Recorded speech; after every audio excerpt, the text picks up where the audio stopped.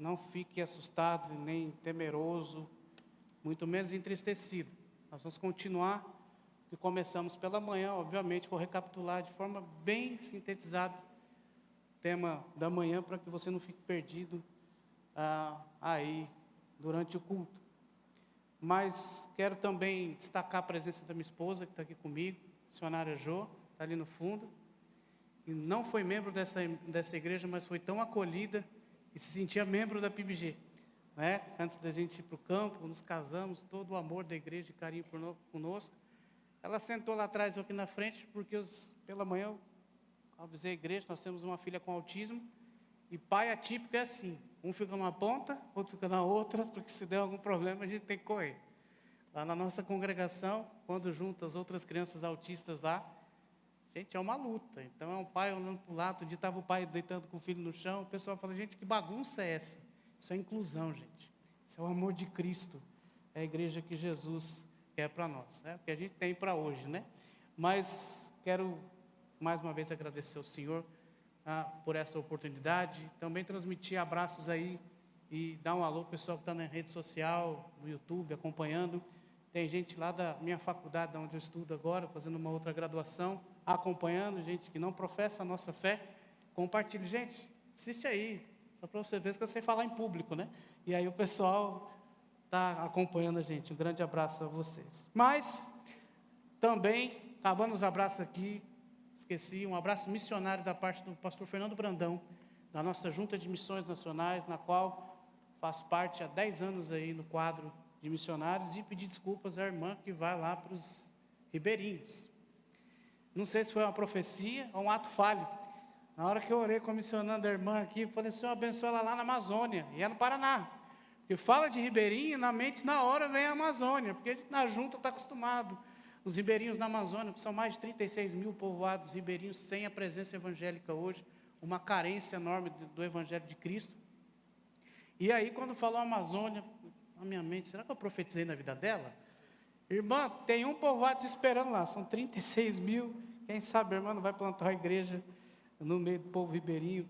Nós temos muitos casos de pessoas saírem de São Paulo, como o casal de dentistas, Germano e o André, deixaram tudo aqui, o consultório para trás aqui em Itacoaxetuba, e estão servindo ao Senhor na Amazônia, né? Largaram tudo para ser missionários lá. Quem sabe Deus não levanta alguém para falar do amor dele ali entre os ribeirinhos. Amém? Acho que pedir as desculpas já está tudo certo, né? Mas se foi profecia, que a igreja depois a gente comissiona ela de novo e vamos embora para a Amazônia, né?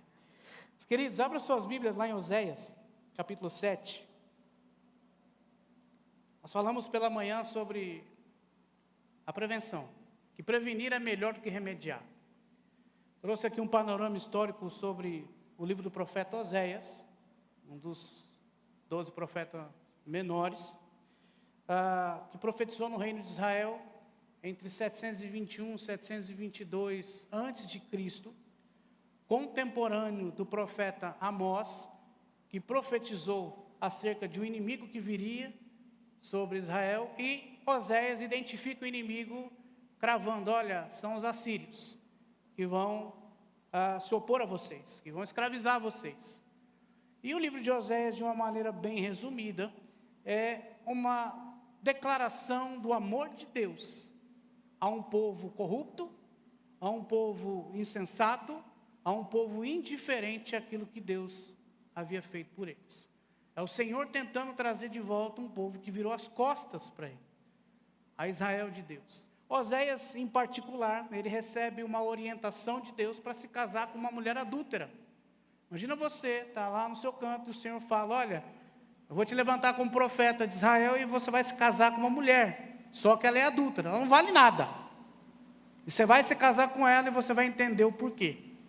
Tanto que Oséias encontra sua mulher depois no templo de Baal, no culto a Baal, se entregando a vários homens, e o Senhor manda com que Oséias pague o preço do resgate dela, ou seja, sinta na pele o que o meu povo faz comigo.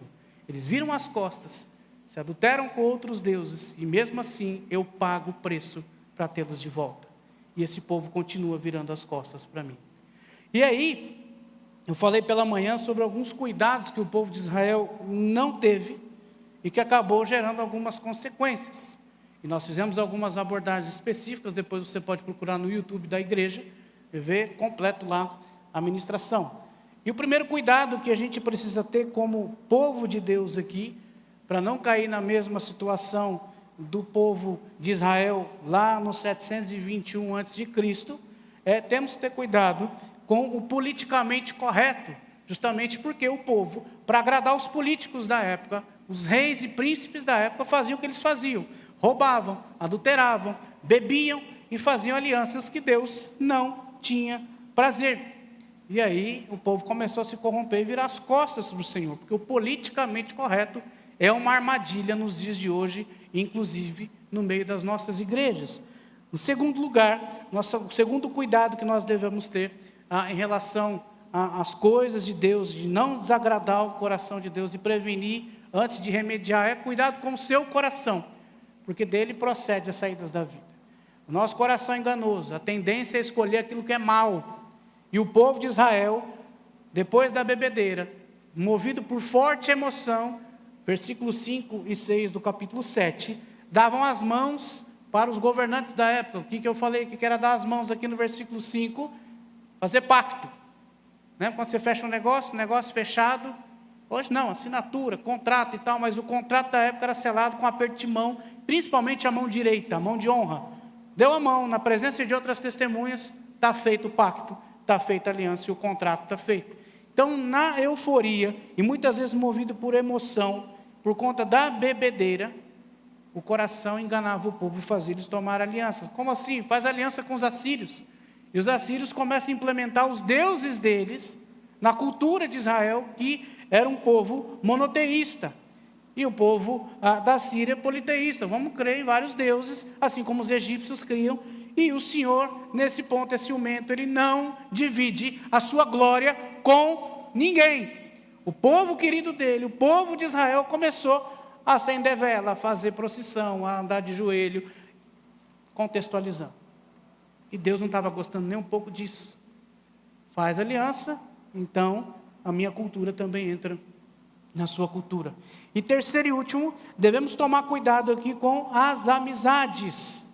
Povo inocente, povo igual uma pombinha inocente, tola, caindo na lábia de outros príncipes e de pessoas que queriam só ver o mal de Israel. Versículo de número 7 em diante, até o 9, fala que eles estavam firmando amizades com os estrangeiros, ao ponto de clamar ao Egito por ajuda. Lembra que o Senhor acabou com o Egito, mandou praga, para livrar lá atrás com Moisés, todo aquele negócio, aquela estrutura, aquela logística para tirar os 2 milhões de hebreus, passa pelo mar, daqui a pouco o povo é liberto, vai ter a própria nação, vai adorar a Deus e tal, e quero voltar para lá. Faça aliança de novo com os faraós da época, ou seja, estaca zero. Não adiantou nada aquilo que Deus fez. Como se, olha, estou nem aí, o Senhor livrou, um monte de gente pagou o preço, primogênito morreu, estou nem aí, vou voltar para o Egito. Olha a vergonha que o povo estava passando. E aí, queremos continuar. Nós falamos esses 3 pontos. Cuidado com o politicamente correto, cuidado com o seu coração, cuidado com as suas amizades. E em quarto lugar, cuidado com a autossuficiência. Versículo 10 vai dizer aqui: a arrogância de Israel testifica contra ele.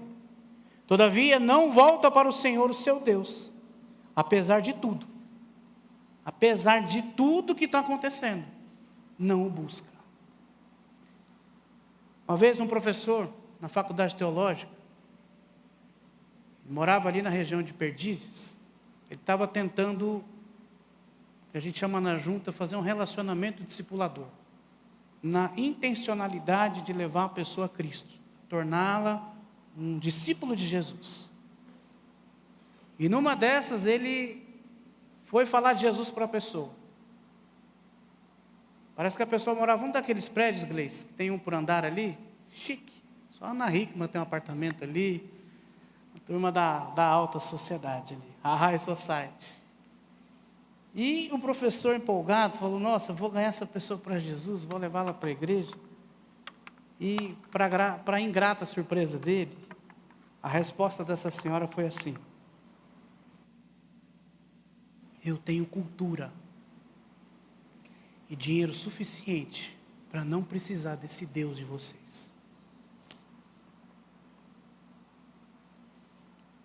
Eu tenho cultura e dinheiro para não precisar desse Deus que vocês adoram.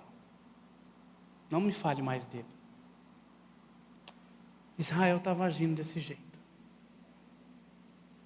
Tem aliança com os egípcios. Agora tem amizade com os assírios. Eles vão investir uma grana pesada no Brasil, em Israel. E está tudo certo. O que importa? O importante é o dinheiro entrar na nação. Deixa adorar o Deus deles aí, e a gente adora junto. A gente entra na bagunça. E está tudo bem. Para que Deus? Para que Deus invisível se eu posso ver o rosto dele, de outros deuses? O povo começou a se corromper. E essa aliança feita com os príncipes da época, tanto com o Egito como com a própria Síria, trouxe uma sensação de independência de Deus. Eu não preciso mais de Deus, então está tudo certo. Agora eu tenho o príncipe A, B ou C, que vai me dar dinheiro. Como o príncipe torcedor do Al Hilal, quem é flamenguista aí, o rapaz ficou feliz, um torcedor, porque o time ganhou, passou do Flamengo, foi para a final. O torcedor príncipe lá das Arábias deu R$1,5 milhão convertido para cada jogador, porque ele estava feliz. Porque Deus, já que eu ganhei um dinheirinho bom, agora nós temos uma cultura implementada, não preciso só adorar um Deus, eu adoro vários deuses. A soberba começa a tomar a conta do coração daquele povo, ao ponto de Deus dizer assim: essa soberba de vocês vai testemunhar contra vocês mesmos. Vocês vão ver o que vai acontecer. E a mesma soberba vai ser o impedimento, a lacuna entre a presença de Deus e o seu próprio povo. O povo resolveu se afastar de Deus. A sensação de autossuficiência começou a apagar os feitos de Deus da memória daquele povo. Como acontecera lá em Juízes, capítulo 2, versículo 10, que cresceu uma geração que não tinha ouvido mais falar do Senhor. Passou o tempo de Josué, morreu Josué. Quem é Deus? Quem é Yahvé? Não sei mais quem é esse cara, quem que é? E nós estamos vivendo em tempo que os nossos filhos mal sabem quem é Deus. Porque o discipulado começa na sua casa. Não espere a igreja cumprir esse papel só.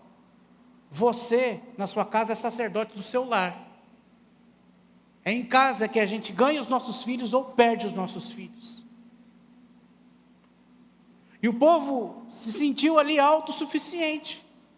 Então, ou seja, eu não preciso mais de Deus. Essa arrogância, essa soberba vai fazer com que eu não precise mais do Senhor. Mas ela mesma vai testemunhar contra o povo. O que nós vivemos nos dias de hoje é algo semelhante. Passou a pandemia, hoje nós temos a igreja pós-pandêmica. Tem muita gente com alegação: eu não vou mais para a igreja, não vou mais para o templo, acompanho pela internet, tenho medo do vírus. Mas você vê no shopping, você vê na praia, vai em todo lugar, parece que o vírus é crente, ele só gosta da igreja. É um vírus cristão, mas não vai entrar no céu, porque lá diz que não vai ter doença. Você percebe a situação que nós vivemos nos dias de hoje? Nós vivemos em tempos em que as nossas igrejas estão envelhecendo, porque os adolescentes e jovens estão se sentindo autossuficientes ao ponto de ter cultura recebida nas universidades e não precisar mais de Deus. Gera uma independência de Deus. Quantos adolescentes, pessoal da época que eu participava aqui, se afastaram da presença de Deus? Bastou ir para uma universidade pública, virou a cabeça. O que acontece? Que firmeza é essa em Cristo Jesus? O que aprendeu? Mas vão culpar a igreja. Não, é família, meu irmão, é dentro de casa. É dentro de casa que começa. É mais fácil a gente transferir a culpa, a síndrome de Eva. Foi a serpente. E Adão, quem foi? A Eva. E um jogando a culpa no outro. Mas ninguém assume a culpa. Não, eu comi porque eu não presto, Senhor, eu desobedeci. E nós vemos esse tempo. O povo tem negado a fé e o pior, tendencioso ao ateísmo. Não é nem negar a fé, mas é deixar de crer no Senhor. Deus não existe, isso é fruto da imaginação humana. E aí vai lá para a universidade pública e acaba virando a cabeça, é doutrinado, e etc e tal. Acaba sendo influenciado ao invés de influenciar. Mas que o Senhor venha nos livrar de querer qualquer glória, pelo fato de conhecermos a Ele. Aliás, uma pergunta que eu quero fazer a nós aqui. O que é que te faz sentir-se aí autossuficiente? E nós mesmos de vez em quando nos pegamos numa autossuficiência danada. Minha conta está recheada. Será que tua posição social te faz se sentir às vezes autossuficiente? Tenho títulos, eu tenho diploma, tenho mestrado, A, B ou C. Eu tenho bens, eu tenho casa na praia, etc e tal. Para que Deus? Irmão, isso é nada. A palavra do Senhor diz que do Senhor é a terra e a plenitude. A palavra do Senhor diz que o ouro pertence a Ele, a prata pertence ao Senhor. Você não tem nada. Eu não tenho nada. Pertence tudo a Ele. Ele coloca o que Ele quer no meu bolso e no teu bolso, para a glória dEle. Por isso que esse espírito de autossuficiência tem que sair do nosso meio. Eu não sou nada sem o Senhor. Eu não movo um passo sem Deus. E aliás, quando você pega a propaganda eleitoral, é o político querendo dizer assim: olha, eu fiz a ponte, eu fiz o ponto de ônibus, eu fiz o anel viário, eu fiz, glórias a mim, vote em mim, porque eu fiz. Fez nada, meu irmão, quem fez foi o contribuinte.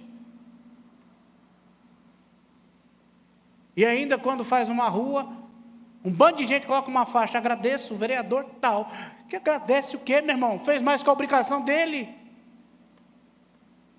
E nós não podemos ter esse tipo de sentimento politizado no nosso coração, de achar que somos ou fazemos qualquer coisa. Porque diante de Deus, as nossas obras não passam de trapo de imundícia, é o que a palavra de Deus diz. Sabe, procura no Google o que é trapo de imundícia na tradução original. Absorvente usado, ponto. É isso que cheira para Deus, aquilo que a gente acha que a gente faz. Eu não fiz nada no sertão. Missões Nacionais não fez nada no sertão. Quem transformou aquelas vidas foi o Senhor Jesus, que cravou sua vida naquela cruz, se entregou por nós e salvou aquelas pessoas. A glória sempre vai ser dele, a honra sempre vai ser dele, por tudo que ele nos usa a fazer para ele. A autossuficiência foi uma das causas do juízo de Deus sobre o povo de Israel naquela situação. Lembra que no início do capítulo, Deus quis sarar o povo de Israel, mas o povo se rebelava. Capítulo de número 6, Deus chama de volta para ele, o povo vira as costas. Talvez você pense no seu coração: que povo ruim. Você é assim, eu sou assim de vez em quando. Deus está apontando para mim e para você: vocês são desse jeito. Quando acha que tem alguma coisa, que pode alguma coisa, se Deus tirar o sopro das tuas narinas agora, você não é nada. Você vai para debaixo de 7 palmos, a tua alma vai para Deus. Jesus disse: eu sou a videira, vocês são os ramos. Sem mim vocês não vão fazer nada. Eu lembro da igreja aqui embaixo, no templo aqui embaixo. Esse templo aqui é um milagre. Quem chegou depois, isso aqui é um milagre. Eu falei hoje de manhã, Giovanni Si veio fazer uma apresentação, rodou 10 vezes aqui na frente. Cadê a igreja? Mas um pouco parava lá na Ponte Grande, achamos. Imagina chegar na Ponte Grande: pastor, isso aqui está acontecendo aqui na Bíblia, já é lá. E Deus deu um presente aos irmãos aqui, para servir a comunidade, para servir a cidade de Guarulhos. Ser referência nessa cidade. Não para olharmos, que lindo, glórias a nós, não, glórias a Jesus por isso. Foi Deus que deu. Tudo bem que quando partimos para o Senhor, Ele vier nos buscar, vai ficar aí com uma turma que gosta de bater na porta da casa dos outros de manhã, vendendo revista, né? Vai ficar tudo para eles, gente. Quando Jesus vier nos buscar, eles dizem que vão herdar a terra. Já falei, pode ficar com o carro, com a casa, o que quiser, porque eu vou estar lá na glória com Jesus mesmo. Ele virá nos buscar. Amém, meu irmão? Você quer ficar aqui? Fica fazendo o quê? Jesus está voltando. Abre teu olho. Cuidado com a autossuficiência. O orgulho vem antes da destruição, o espírito altivo antes da queda. Provérbios 16, 18. Quantas vezes uma pessoa chega na igreja derrubada, desempregada, no fundo do poço, pede oração, me ajuda, aí o irmão ajuda, daqui a pouco a pessoa também, nunca mais você vê a pessoa, some da presença da igreja, da presença de Deus, porque não precisa mais. Experimentou da graça e não quer mais saber, se acha autossuficiente, eu posso, acha que as poucas moedas que tem no bolso, pode comprar a salvação e o olhar de Deus para ela. O Senhor nos alerta sobre a soberba. O Senhor desarraiga a casa dos soberbos, mas estabelece o termo da viúva. Capítulo 15 de Provérbios, versículo 25. A soberba do homem o abaterá, mas a honra sustentará o humilde de espírito. Provérbios 29 e 23. Da soberba só provém a contenda, mas com os que se aconselham se acha a sabedoria. Provérbios 13, 10. Poderia trazer uns 200 textos aqui sobre o perigo e tomar cuidado com a autossuficiência. Esse espírito de autossuficiência e soberba saia das nossas vidas, do nosso ambiente, das nossas famílias, e que em tudo venhamos reconhecer o Senhor. Reconhece o Senhor em todos os teus caminhos, e Ele endireitará as tuas veredas. Provérbios, capítulo 3, versículo 6. Provérbios de Salomão. Salomão poderia dizer assim, eu sou rei, eu sou cara, tenho 1000 mulheres, tenho dinheiro, tenho tudo, graças a mim. Não, eu não posso ser soberbo. Preciso reconhecer, logo também no final da vida de Salomão, deu umas escorregadas aí, você devia estar velhinho, com um gagazinho da cabeça, vamos dar um desconto para o Salomão, e Deus sabe se ele está lá ou não, né? Isso pertence ao Senhor. Mas o fato é que a gente precisa absorver esses conselhos. A soberba, o orgulho e algo semelhante é um condutor de destruição e de vergonha. Quer um exemplo recente dos dias de hoje? 29 de setembro de 2022. Fim de jogo. O Flamengo é tricampeão mundial. Da Libertadores.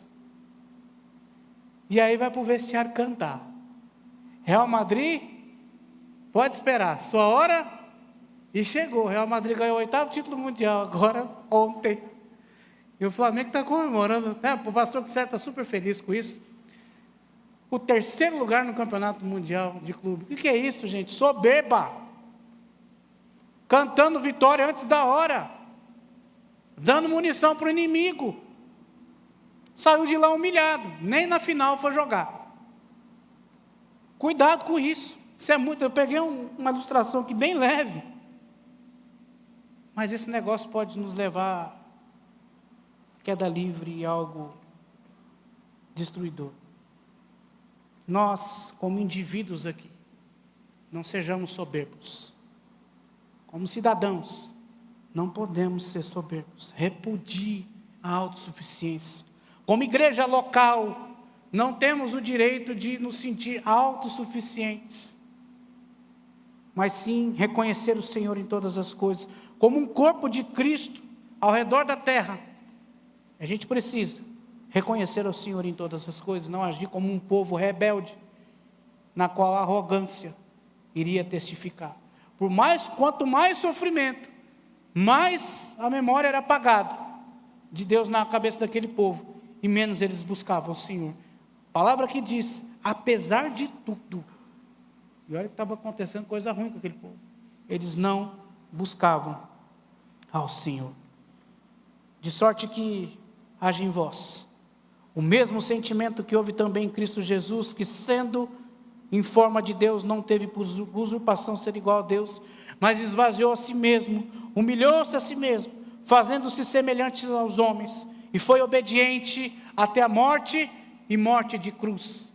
E por causa desse feito, Deus lhe deu um nome, que está acima de todo nome, a qual o nome de Jesus, todo joelho venha se dobrar, e toda língua confessar que Ele é o Senhor, para a glória de Deus Pai. Aquele que poderia vir com soberba na terra, se humilhou.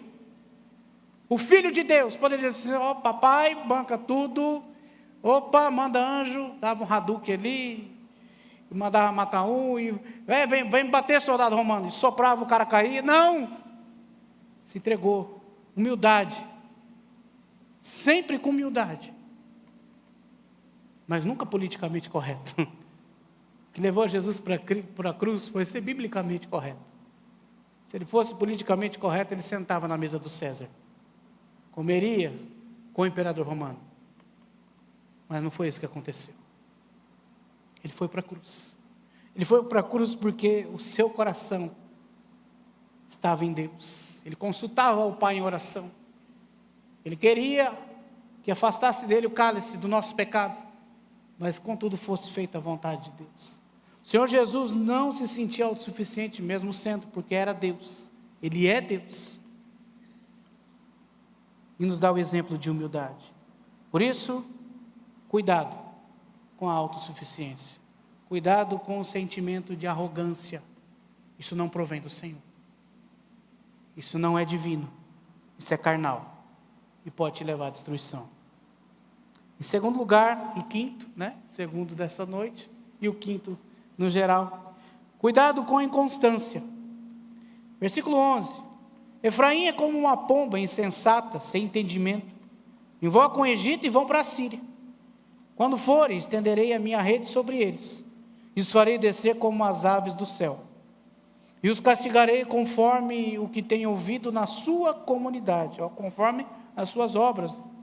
Ai deles, porque se desviam de mim, destruição virá sobre eles, pois se rebelaram contra mim. Eu gostaria de redimi-los, mas falam mentiras contra mim. Certa vez, um repórter para um jornal local entrevistou uma criança, e aí falando sempre de futebol. Estava conversando com a Glaucia. Eu gosto muito de futebol, sou São Paulino, eu não tenho vergonha na minha cara, eu compro camisa, vou para o estádio, o time está essa situação toda. Ele nem fala quanto está o jogo para mim, pelo amor de Deus, nós estamos em culto.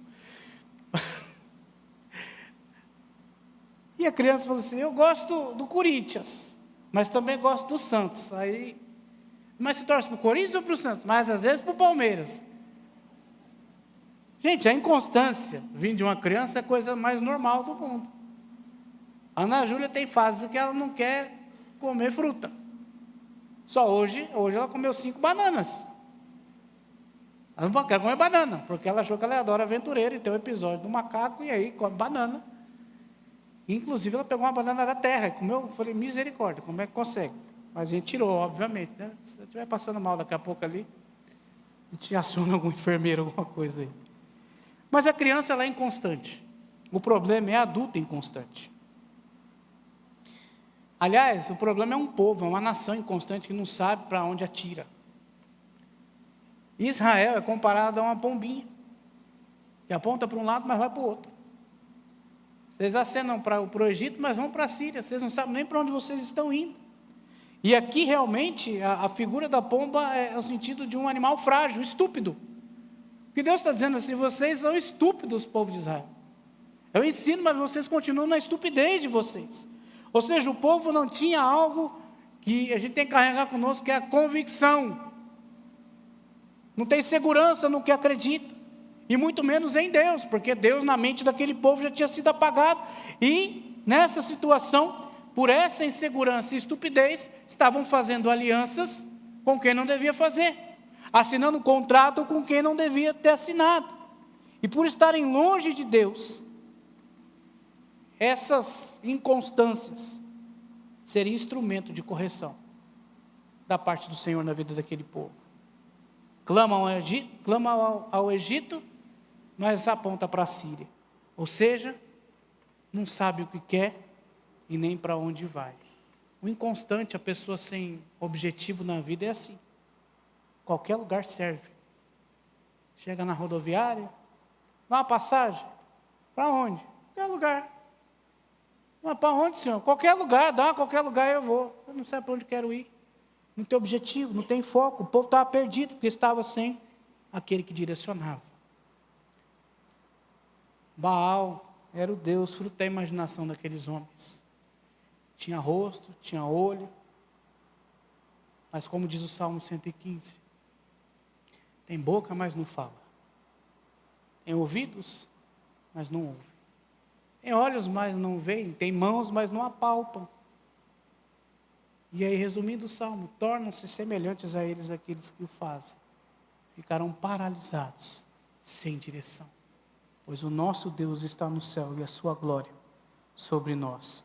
O que está acontecendo aqui é que o Deus vivo estava, entre aspas, perdendo lugar para uma cultura idólatra, politeísta, de assírios e egípcios. Deus a Ísis, a Será, Baal, entre outros deuses, entrou na cultura e agora entrou de vez. O povo sem direção começa a clamar a ajuda a essas nações como se a ajuda viesse de fato. Então, por conta disso, Deus traz a ideia de que iria caçar. Versículo 12, ele vai assim: quando vocês forem lá para a Síria, eu vou caçar vocês. Como se caça uma pomba, eu vou atrás de vocês. Eu vou repreender vocês. Eu vou fazer vocês descer como a ave do céu desce. Vocês não vão escapar das minhas vistas. Vocês podem ir para a Síria, vocês podem ir lá para o Egito, eu vou atrás. Deus estava furioso com o povo. E ainda no verso 13 ele usa um termo, né? Ai de vocês.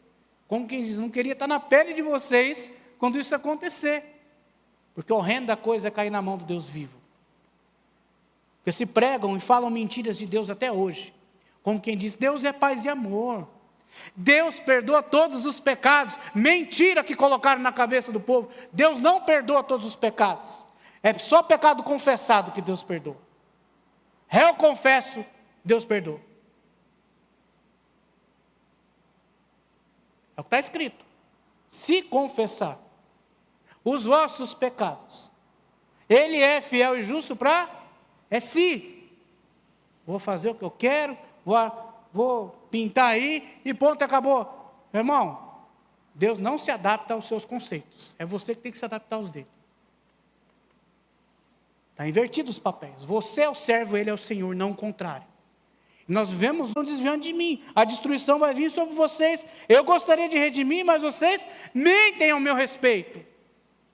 Vocês estão me difamando. Eu não sou isso que vocês falam. Estão falando de Deus nos púlpitos das igrejas aí. É o Deus banqueiro, o curandeiro, o que só expulsa demônio. Você vai a alguns lugares aí, misericórdia. Você não sabe se é igreja ou se é um templo de religião, matriz africana. É professar a sua fé desse com Deus, abençoe, vai na paz. Mas não chama de igreja evangélica, nem de cristã. É a gente rodando para um lado, a gente caindo para o outro, batendo a cabeça na parede. Mas o que é isso? Baderna é essa? Estão falando que Deus é isso. E Deus não é isso. Mentem sobre Ele. Deus é o que a Bíblia revela o que Ele é para nós. E o que a Bíblia nos mostra quem Ele é aqui. Poderia te dar uma lista. Deus é onipotente. Ele é o Senhor dos céus e da terra. O Senhor é aquele que desceu dos céus e veio nos salvar. O Senhor é santo. O Senhor é bendito.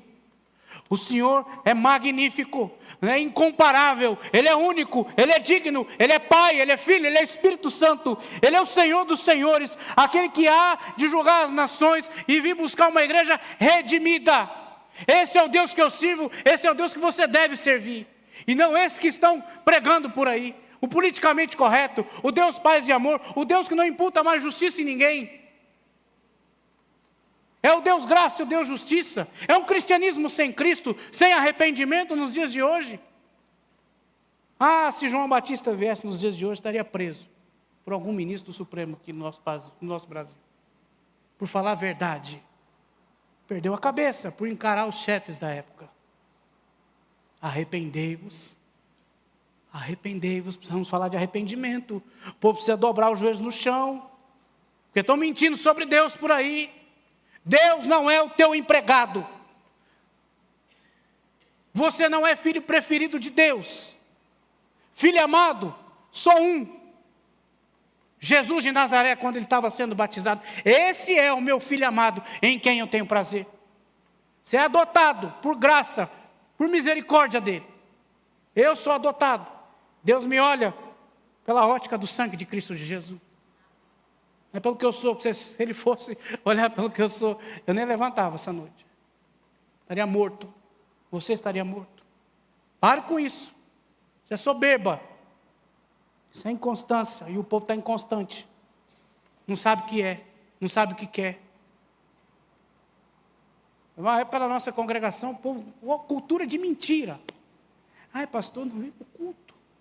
Sabe o que é? Porque cansado, problema. Tem que trabalhar, tem que fazer aquilo, tem que fazer isso. Meu irmão, usa a tua consciência, me dá desculpa para mim. Não sou padre para você vir no confessionário aqui falar para mim. Consciência. Mas eu não aceito desculpa enquanto eu tiver uma irmã lá na nossa congregação chamada irmã Elvira Mazzoni. 78 anos. 2 drenos na cabeça. Tive que tirar a chave da igreja da mão dela, porque senão eu ia encontrar ela morta a qualquer hora lá, porque vai a pé às vezes para a congregação. Cambaleando na rua. Tem que pôr freio nela. A mulher que eu tive, falei, meu Deus, agora vai. Fui lá no Hospital de São Paulo, vou lá orar, achei que ela ia partir para o Senhor. E evangelizando uma moça de 25 anos, com câncer. E a menina falou assim, pastor, ora por mim também. Essa mulher aqui é uma mulher de Deus. Se eu estou em pé agora aqui é por causa dela. E aí descobri que tinha pastor. Época de Covid, eu de máscara, morrendo de medo lá dentro daquele hospital. Aí a médica, senhor é pastor, pastor, tem um pessoal na UTI ali precisando de oração. Eu falei, doutora, entra lá rapidinho, autoriza. E ora com, entrega a alma de outro. E negócio. Enquanto tiver gente igual lá na comunidade Santa Teresa, no Sem Terra, em Petrolina, que quando chegava a Kombi, minha esposa está aqui, testemunha, podia ser o dia da semana que fosse, encostava a Kombi branca com cuscuz, e o culto, chegando lá, as criancinhas, o culto chegou, e aquele barraco enchia de gente, não tinha dia, não tinha hora, ninguém vai me dar desculpa, isso é inconstante não, é o teu problema com Deus. Se você não tem o prazer de vir à casa de Deus, comungar com a tua igreja, com o corpo de Cristo, o que você vai fazer no céu, na eternidade, meu irmão? Fica por aqui, resolve tuas coisas por aqui, não seja inconstante, Deus não compactua com gente que não tem firmeza e convicção. Temos que ter convicção daquilo que a gente vai fazer.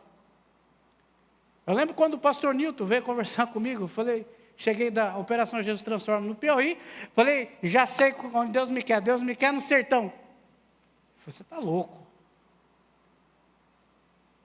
É no sertão e eu vou casar. Eu falei com a Gleice.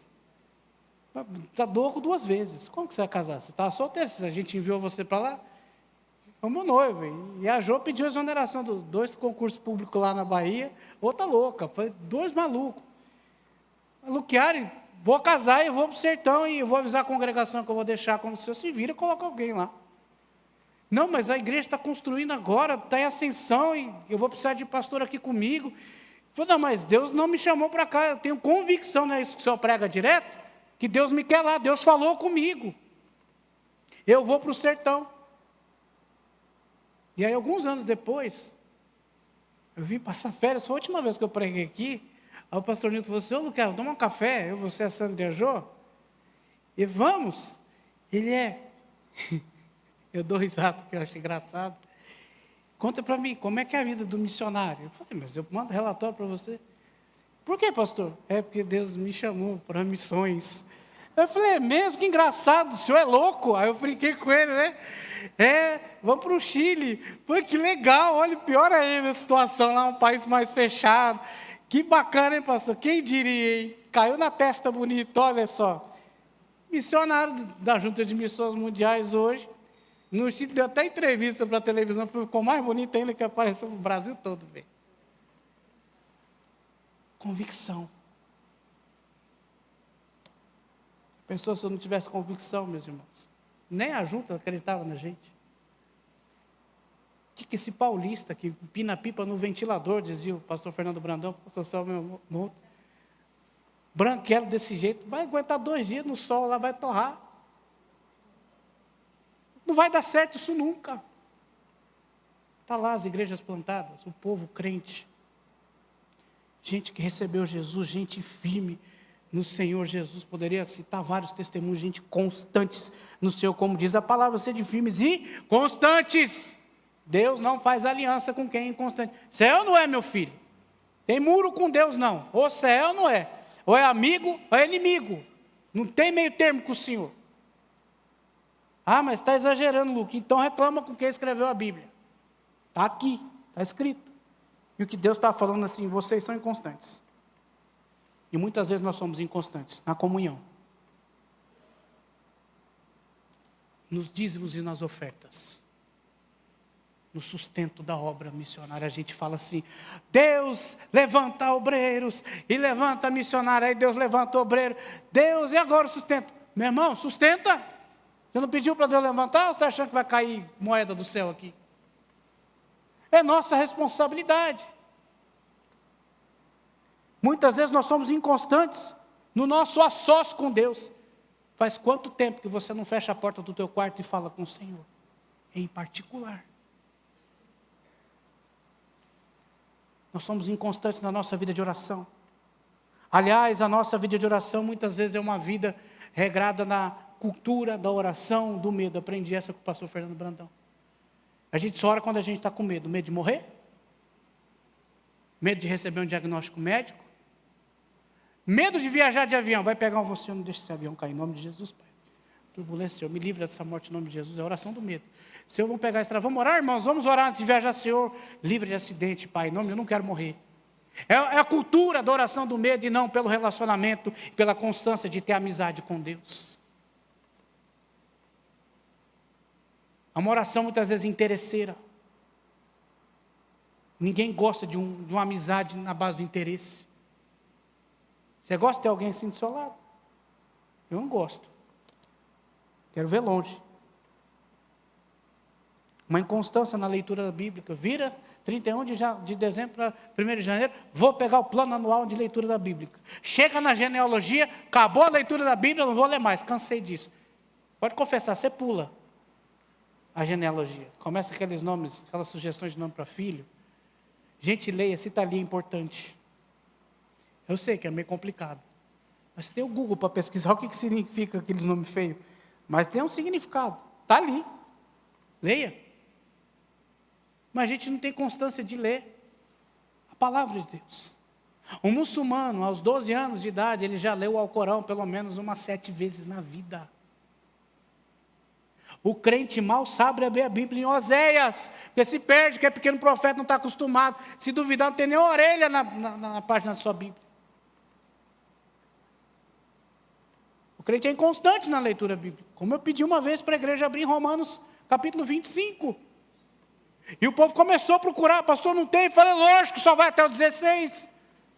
Começa a abrir tua Bíblia, que você vai saber quantos capítulos tem cada livro. O povo é inconstante. Aí fala, Deus, fala comigo. Fala comigo, e não abre a Bíblia, porque o povo é inconstante. Fica esperando a revelação, alguém vir voando, um anjo vindo do céu. Não vai acontecer, meu irmão. Como eu disse de manhã, teve gente que foi para a Arena dos Leões, lá no nosso querido Coliseu. para que isso aqui viesse nas tuas mãos hoje. Teve crente que foi queimado vivo. E muitas vezes tua Bíblia está jogada. Estou falando de bibliolatria. Mas o respeito com a palavra de Deus. Pega uma Torá e joga no chão lá em Israel para ver o que te acontece.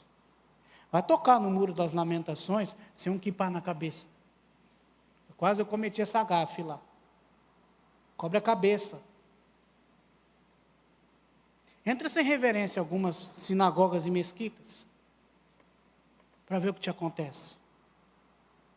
Vai lá com o politicamente correto, para ver se você não sai debaixo de cacetada. Mas aqui tudo é liberado. O povo inconstante leva a vida de qualquer jeito. Isso vai refletir em outras áreas da sua vida. Cuidado com a inconstância. Temos que ter zelo com a nossa vida devocional. Sermos constantes no nosso culto doméstico. Temos que ter cuidado com as coisas do reino de Deus. Culto doméstico não caiu de moda. Nas situações mais abençoadoras para a nossa família, quando a gente se reúne para cultuar Deus em casa. Quase ninguém sabe. Fui diagnosticado ano passado com depressão. Tomei remédio, faço terapia, cuido do meu emocional, porque você acha que é fácil? Você chega do sertão, a filha com autismo. Um ano depois, a esposa com lúpus, doença autoimune. Aí você vê como Deus é bom, livrou da morte. Sertão, sol, lúpus não combina, Deus trouxe para cá, local de refúgio. Mas, está acumulando, uma hora, e eu não queria sair do quarto, 3 dias. A Joselina lembra disso. E ela preocupada comigo, parecia um zumbi. Eu falei, me dá o violão. Tem um violão em casa? Vamos louvar a Deus. Eu sem força nenhuma, comecei a invocar o nome do Senhor, e a Bíblia diz, invoca-me. Gente, o Deus vivo entrou na sala da minha casa. Quando você faz o culto doméstico e chama Jesus, Ele senta no seu sofá, seja ele de couro, um sofá rasgado, Ele senta ali com você, Ele tem comunhão contigo. Não seja inconstante na sua vida devocional, no seu culto doméstico. Faça da sua casa um local de oração, um templo do Senhor. Deus gosta de visitar as casas. A igreja começa numa casa lá em Jerusalém. As casas abrigavam a igreja do Senhor. Quantas situações muitas vezes nos faz perder a nossa identidade como cristãos. A inconstância. O salvo não pode ser inconstante. Se ele é inconstante, talvez é porque ele não foi salvo ainda. Como Paulo, preso, ele diz, Filipenses 3,14, prossigo para o alvo, pelo prêmio da soberana vocação de Deus em Cristo Jesus. Sou constante, estou focado, eu estou olhando para o alvo, estou olhando para Cristo, eu estou olhando para Jesus. Nada vai me tirar a direção, nada vai me distrair aqui. Eu estou constante com Cristo, mas tem uma chicotada nas tuas costas, Paulo. Eu estou olhando para o alvo. O senhor está preso, Paulo. Eu estou olhando para o alvo. Naufrágio, Paulo. Picada de serpente, Paulo, mas eu olho para o alvo. Paulo, você vai ser decapitado, Paulo. Mas eu olho para o alvo. Eu vou até o fim, porque eu sei em quem tenho crido. O meu Redentor, Ele vive. Hebreus capítulo 6, versículo 1, por isso, deixando os rudimentos da doutrina de Cristo, prossigamos até a perfeição, não lançando de novo o fundamento do arrependimento de obras mortas e de fé em Deus. Ou seja, prossiga, avança, em nome de Jesus. O crente não tem outro auxílio, a não ser o Senhor das nossas vidas. Deus não tem aliança com o inconstante. Deus não compactua com o covarde. Quando Ele chama Josué, Ele fala, ser forte e corajoso, eu serei contigo. Foram 12 espias, mas só 2 aparecem na história. Josué e Caleb. Volte seu coração ao Senhor. Volte o seu clamor ao Senhor. Volte a sua confiança ao Senhor. A palavra de Deus diz que os que confiam no Senhor são como os montes em Sião, que não podem ser abalados, mas permanece para sempre. Não é por um tempo, é para sempre, é promessa de Deus, e o povo aqui se esqueceu do Senhor. O povo era pomba tola, tirava para um lado, e Deus se cobrava com isso. Não estou gostando, vocês vão ficar tirando para todo lado? Vou caçar vocês, seus inconstantes. Vocês vão sentir o furor da minha mão. Sabe para quê? Para ter vocês de volta para mim. Porque por mais que aconteça coisas ruins, vocês não clamam a mim. Mas eu estou falando com gente que sabe clamar a Deus aqui. E se você ainda não aprendeu a falar com Deus, abra o seu coração ao Senhor Jesus, junta com o crente e pede para orar com você. Ele vai te ensinar a orar. Ele vai caminhar com você. Você vai experimentar coisas grandes que só o Senhor tem para a sua vida. Cuidado com a inconstância. Terceiro e último. Versículo 14 ao 16 vai dizer assim: não clamam a mim com sinceridade. Deus está pegando pesado com o povo, né? Mas gemem no leito, ajuntam-se para o trigo e para o vinho novo, mas se rebelam contra mim. Mas fui eu que os ensinei e lhes fortaleci os braços. Entretanto, maquinam o mal contra mim. Eles voltam, mas não para o Altíssimo. Fizeram-se como um arco enganador, e os seus príncipes caem pela espada por causa da insolência da sua língua. Por isso, sofrerão zombaria na terra do Egito. Chegando uma vez, sempre as conversas acontecem lá nos corredores da faculdade teológica. Um dos alunos era bem brincalhão, minha turma, aliás, vocês conheceram o pessoal ali, mas saiu uma turma boa, gente, até que deu um caldo daquela turma. Nós temos um pastor como o Rodrigo lá nos Estados Unidos hoje, Randall assumiu agora a Igreja Batista da Luz, eu estou em missões nacionais, até que dá para alguma coisa, né? Tem o Alexandre Melhorança, está na França, tudo uma turma bacana, pessoal comprometido com as coisas de Deus aí. E esse brincalhão chegou lá e falou assim: eita, que hoje, segunda-feira, já posso ir para a PUC e pecar. Você está louco? Não vou falar o nome, né? Questão de ética. Como assim? Não, que eu dei o dízimo na igreja, eu tomei a ceia, estou zerado. Mas como assim? Não, você não sabe, a gente toma a ceia, a gente purifica. Entrega o dízimo, o devorador não mexe no dinheiro, então a gente pode pecar tudo de novo. Falei, seu cara de pau, toma uma vergonha na sua cara, rapaz. Porque a faculdade teológica aqui e a PUC do outro lado. E ali acontecia de tudo, né? Mas, brincadeiras à parte, nós temos que tomar cuidado com o sexto e último requisito aqui, que é cuidado com a religiosidade. E o que está acontecendo aqui é Deus alertando o povo a respeito desse quesito chamado religiosidade, que ele é um perigo. Ele nos engana e engana as outras pessoas. A capa religiosa é um perigo nos dias de hoje. O legalismo, na sua essência, ele é destruidor. Ele é um espelho de mau testemunho às outras pessoas. E o que está acontecendo aqui é que, de uma forma geral, o povo aqui já estava, acabou, Deus acabou, busca mais Deus de jeito nenhum, e deixa Deus em segundo, terceiro, quarto plano. Se tiver algum plano, espacinho para ele, a gente o busca. Mas algumas pessoas ainda se arriscavam a buscar a Deus, mas de uma forma muito religiosa e não de coração. Sabe aquele negócio que muitas vezes o irmão está aqui no templo, mas a cabeça está lá fora? Presença no templo, carteirinha de crente com presença em todas, não quer dizer nada para Deus. O coração tem que estar ali. Aliás, você tem que ser crente da porta para fora. Quando tem lá na PIB de São Paulo, tem uma inscrição quando você vira as suas costas e sabe, você está saindo para o campo missionário. O campo missionário é da porta para fora aqui. Aqui, meu irmão, aqui tudo maravilha. E o que o Senhor está aqui acusando o povo, e Deus conhece o coração, ele disse: me buscam aqui, quando me buscam, não são sinceros, são falsos comigo.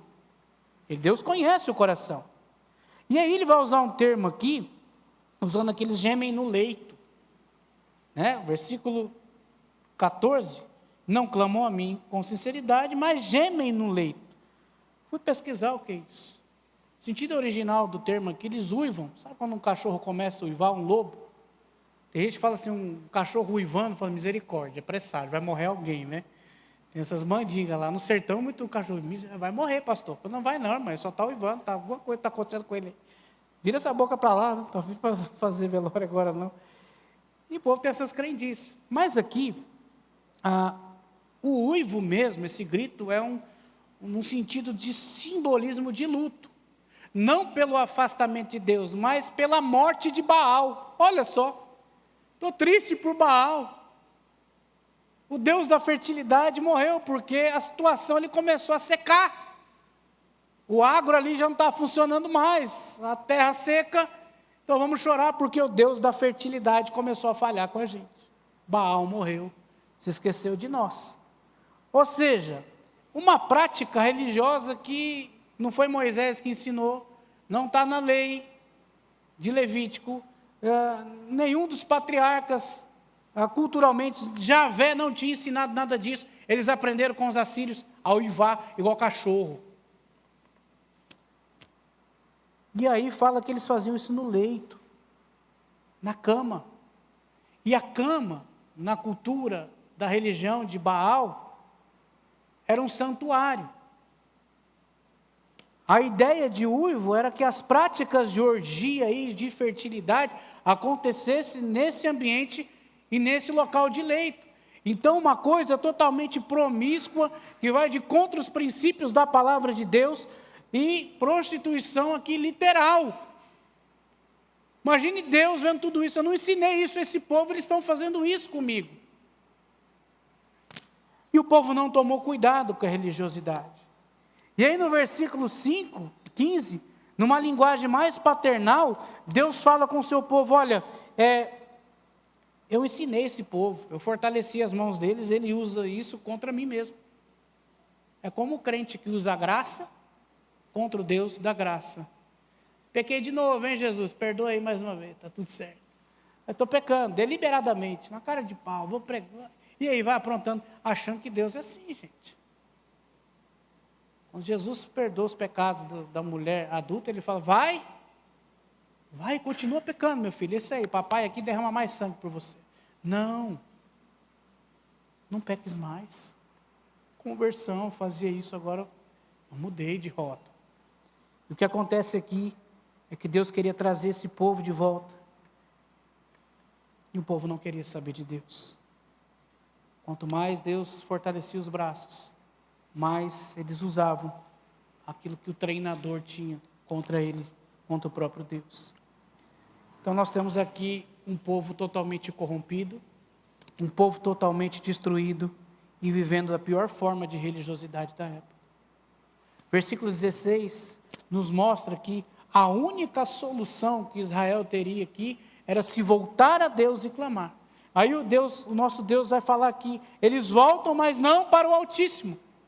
E aqui mais uma vez eles voltam para buscar Baal. Porque eles fazem o culto, lembra aqui da questão do uivo de luto, no santuário, que seria o leito. Então estão aqui com uma prática religiosa em sacrifício a um Deus falso, buscando uma divindade, tentando aqui um auxílio que não viria. Traduzindo, o povo que era de Deus estava se voltando para o nada. Clamava para nada e para ninguém. Crises foram geradas. Dos últimos 6 reis, do período de 38 anos de Oséias, 4 morreram a fio da espada. 1 foi exilado. Só Manaém sobreviveu. O que isso nos mostra? A nação estava afundada numa crise moral, povo se aprofundando em promiscuidade e pecado, uma crise espiritual, religiosidade, apostasia, idolatria, que levou o povo a uma destruição e vergonha. Meus irmãos, nós acreditamos que, muitas vezes, que pelo muito fazer na obra de Deus, na igreja, a gente recebe uma estrelinha na coroa e um sorrisinho de Deus para nós. Nós temos uma cultura herdada do catolicismo de meritocracia. Quanto mais você faz, mais Deus gosta de você. Isso é religiosidade. Quanto mais eu faço, mais indigno eu sou. Quanto mais eu acho que eu faço, pior eu sou. Paulo, para mim, o maior dos apóstolos, se considerava o menor. A religiosidade nos leva ao buraco. A religiosidade não agrada a Deus. O Senhor Jesus bateu de frente com o sistema religioso da sua época. Foi rejeitado pelos seus, pelos próprios judeus. E o que a palavra de Deus aqui nos ensina com esse texto é: caia fora, fuja da religiosidade.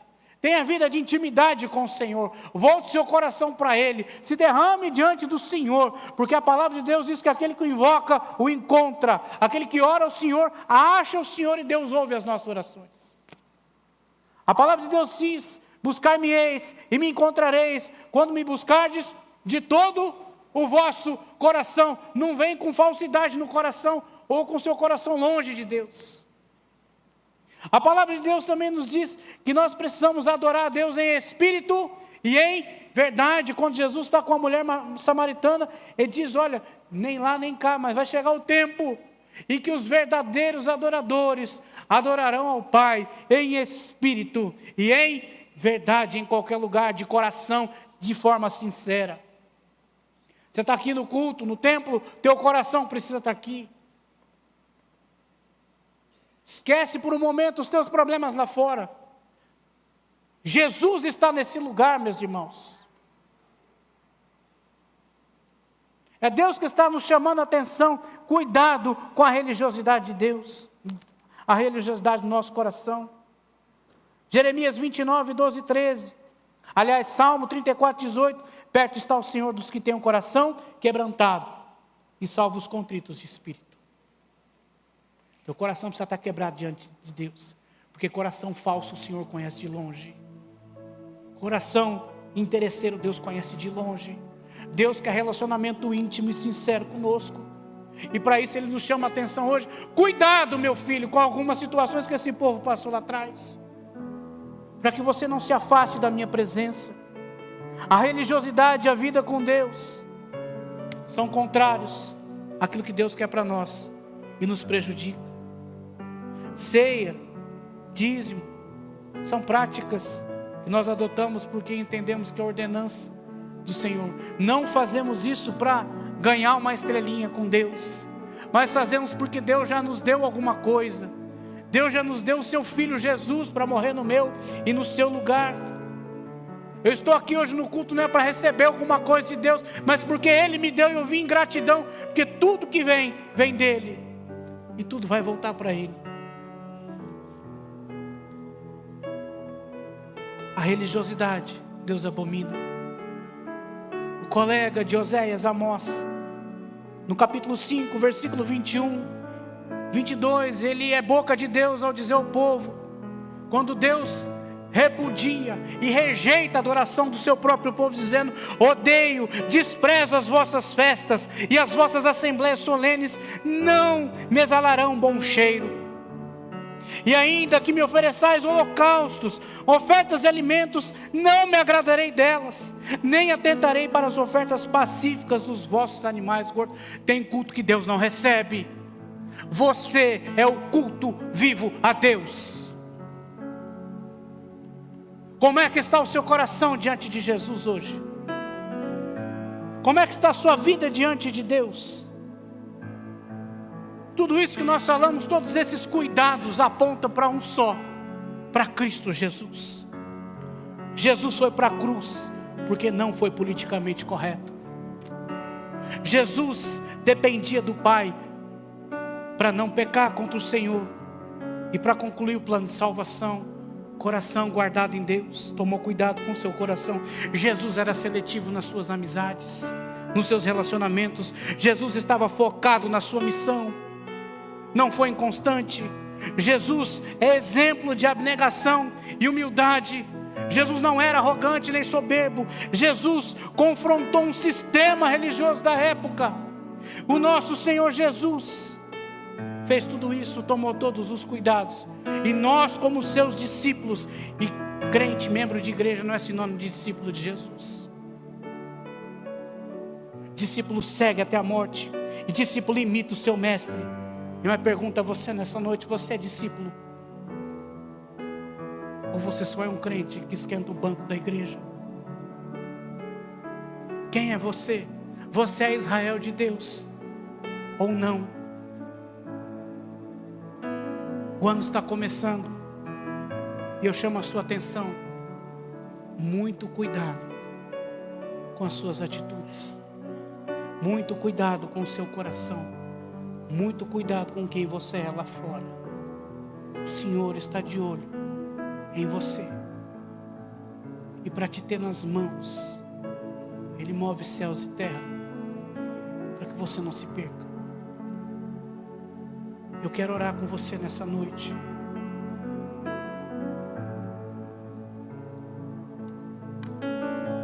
Antes de trazer isso para os irmãos, o Senhor falou comigo. Eu relutei de pregar isso aqui. Quando a Gleice entrou em contato: Senhor, o que eu levo para a igreja? O que os irmãos precisam ouvir? Eu não vou ali para agradar ninguém. Quem me conhece sabe.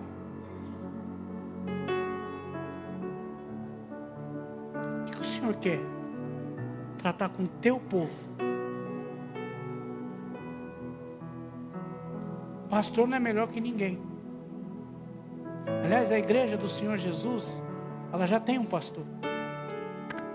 O pastor aqui, essa figura, só é uma ovelha líder. Eu sou ovelha como os irmãos aqui. Uma ovelha que lidera. Uma figura do sertão, uma ovelha com o sininho no pescoço. Quando ela vai, o sininho bate, as outras seguem.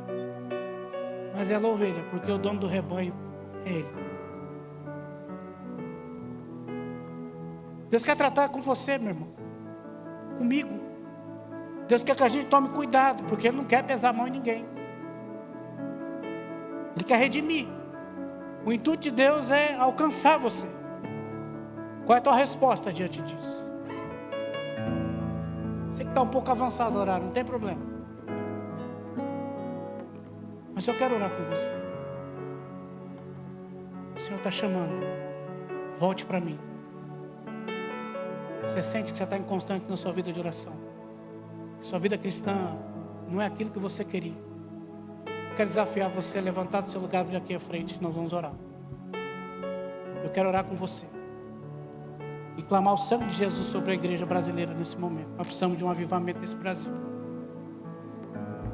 Tem algum corajoso que vai se levantar e vir comigo, que eu vou aqui na frente? Eu preciso. Você está achando que eu sou melhor que alguém aqui? Eu vou aqui embaixo com os irmãos. Eu quero orar junto com você.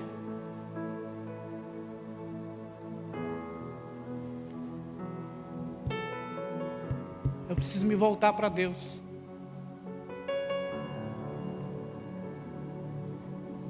Aprender a caminhar mais com o Senhor.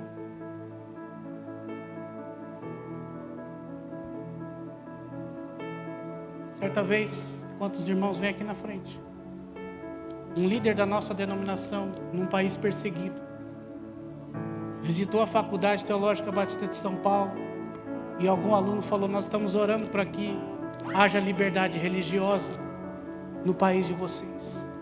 Esse mesmo líder levantou e falou: pare de orar, por favor, porque para ser livre, igual vocês são aqui no Brasil, preferimos a perseguição e a multiplicação de ciclos que nós temos vivido, onde nós estamos sendo perseguidos. É tempo da igreja dobrar os joelhos no chão, pedir perdão ao Senhor e voltar o seu coração para Ele. Se você puder ficar de pé no seu lugar, estender a mão para esses irmãos que estão aqui na frente. E se alguém também está aqui, ainda não tomou sua decisão por Jesus: eu quero viver com esse Deus, eu quero viver com esse Jesus. Tome essa decisão hoje. Entregue a tua vida ao Senhor. E coisas grandes o Senhor vai fazer na tua vida. Vamos orar? Pai, nos perdoa, Senhor.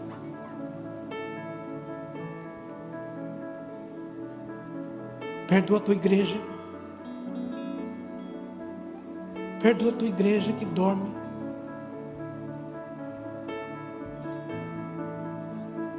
Perdoa o teu povo no Brasil, Senhor.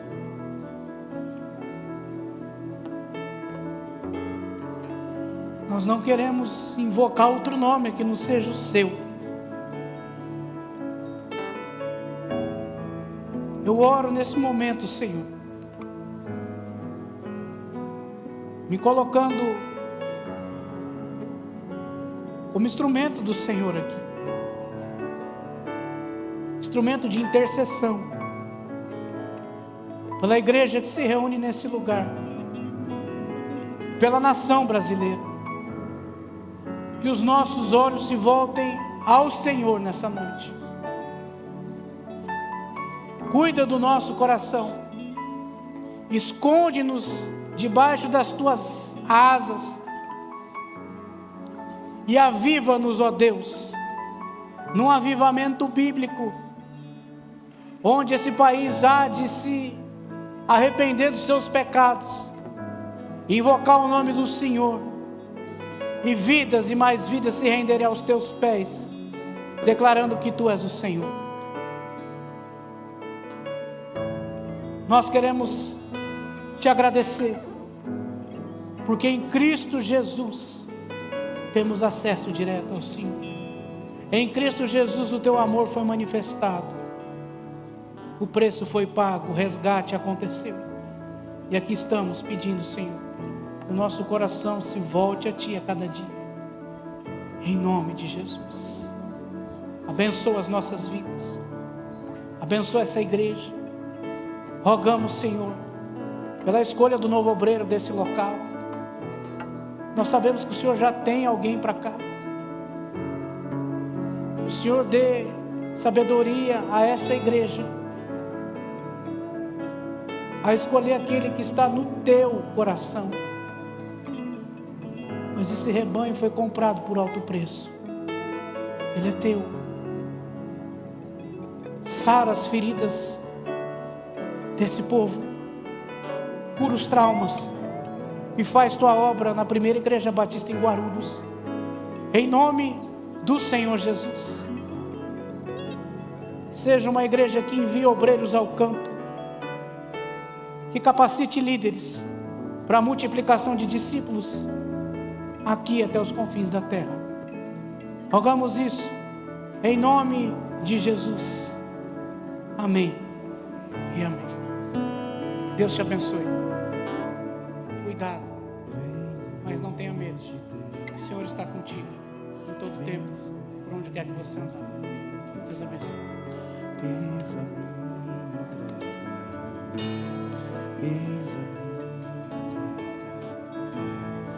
aos teus pés meu crer, meu duvidar. Eis a minha entrega. Toma o teu lugar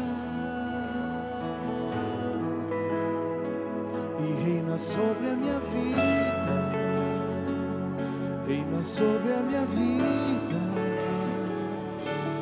Toma o teu lugar e reina sobre a minha vida.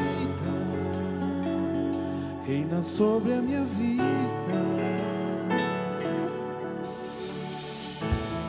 Venho hoje derramar meu sorriso, meu pesar. Eis a minha entrega, eis a minha entrega, aos teus pés abandonar, o meu crer, meu duvidar. Eis a minha entrega. Solta a voz. Toma o teu lugar e reina sobre minha vida. Reina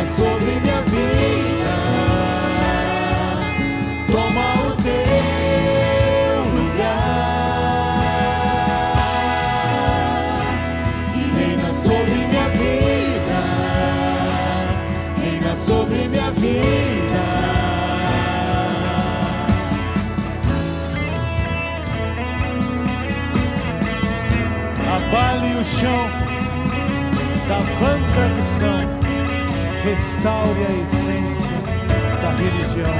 É isso que nós ouvimos nessa noite.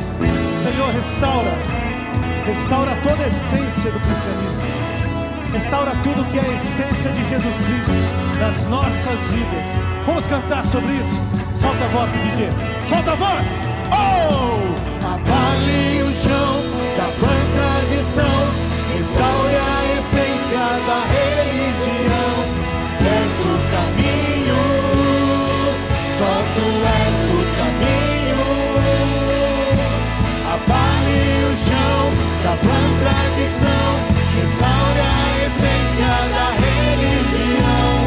És o caminho, só tu és o caminho. Toma o teu lugar, sim, Senhor, e reina sobre minha vida, reina sobre minha vida. Toma o teu lugar, e reina sobre minha vida, e reina sobre minha vida.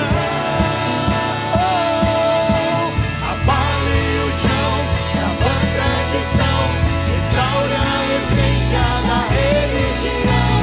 És o caminho, só tu és o caminho.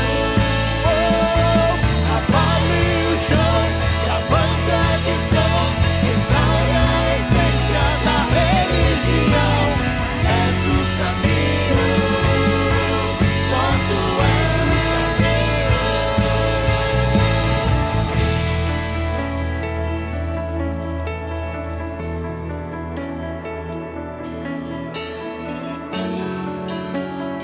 renda ao Senhor, se renda. Venho hoje me render, tua vontade obedecer, eis a minha entrega. Senhor, que nós possamos entregar realmente tudo ao Senhor. Que nós possamos entender que os propósitos de Deus para as nossas vidas é permitir que acima de tudo o Senhor tome o seu lugar. Pai, eu imploro, toma o teu lugar nas nossas vidas. Reina, Senhor, reina soberanamente no nosso coração, Deus. Ensina-nos a contar os nossos dias, ó Pai, como diz a tua palavra, de tal maneira que nós venhamos a encontrar corações sábios. Dá uma semana de paz para essa igreja e para o seu povo debaixo da terra, Senhor, aliás, sobre a terra. Senhor, nós intercedemos lá pela Turquia, Senhor Jesus, e pela Síria, por aqueles terremotos que infelizmente abalaram aquela nação, ó Deus. Pai, toma o teu lugar naquela nação, ó Deus. Toma o teu lugar nesse momento de desespero, de tristeza, de saudade e de dor que aquele povo tem vivido nesse momento, ó Deus. Reina em meio à tragédia, ó Deus. Reina em meio ao luto e à tristeza que habita aquela nação e aqueles corações. Nós cremos que o Senhor é um Deus poderoso o suficiente para consolar todos aqueles enlutados, ó Pai. Mais de 20 mil pessoas perderam as suas vidas no decorrer dessa semana. Senhor, continua tratando, continua consolando, continua tomando o teu lugar, ó Deus. É assim que nós oramos, agradecemos e te bendizemos, porque o Senhor é merecedor de tudo. E toma o teu lugar, Jesus, no nome santo do teu Filho Jesus. Amém, ó Pai, e amém. Meus irmãos, não deixem de passar lá embaixo, curtir um lanche de linguiça, tá bom? O cheiro deve estar aí no seu nariz. Passa lá, mantenha essa comunhão, não vá embora sem abraçar pelo menos 1, 2, 3, 4. Se aproxime das pessoas que visitaram a nossa igreja nessa noite, tá bom? Pastor Luquiari, Deus te abençoe demais. Missão dada é missão cumprida. Parabéns.